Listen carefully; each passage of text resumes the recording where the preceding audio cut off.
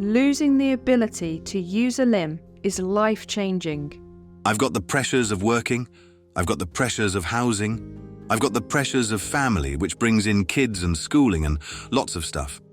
And then I've got this big thing on my shoulder, which is having an effect on all of it. What I didn't really understand was how it keeps changing.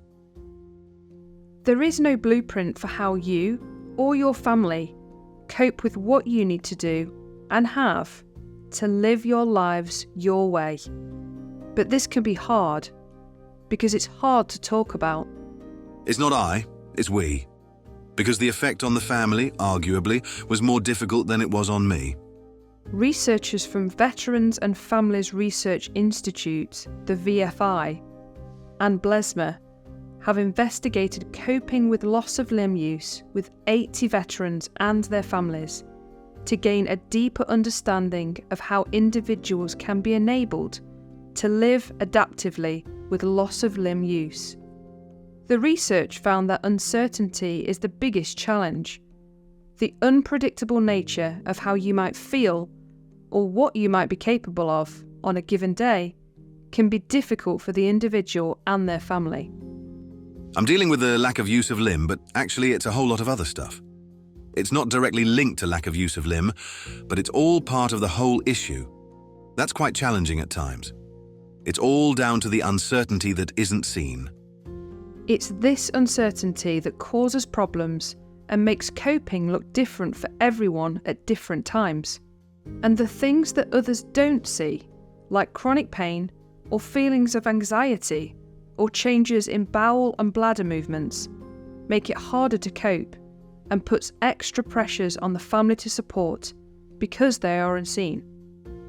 And one thing that doesn't work is providing standardised solutions for individuals, because learning to live with loss of limb use is unique to the individual and family.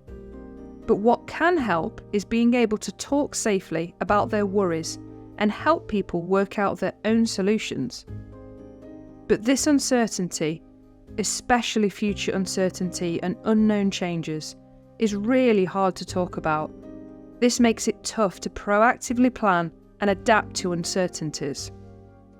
So how do we talk about uncertainty safely in families to plan to adapt their future lives? Neither of us are talking about it. We're okay, secure, which means we don't need to as yet. Clueless. I know we should, but where to start? How?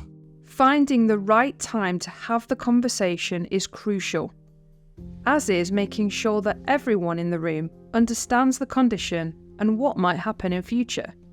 Thinking about short, medium, and long-term goals and worries helps too, so that as a family you can prepare for the best and the worst. But what about having safe conversations for health and support professionals? A prompt sheet can help here, with things like asking for clear introductions of who is who and stating your purpose of the conversation, and in particular, what is worrying you most. Professionals equally should know about the cause of the loss of limb use before the conversation starts and ask what the person is finding most problematic right now. All responses should be individualised that don't follow a set formula, with an aim to help the individual work out what their needs are and how you can support those needs. Always close the conversation positively, with a clear statement of what will happen next and the timelines for actions. Having safe conversations supports living adaptively. What might yours look like?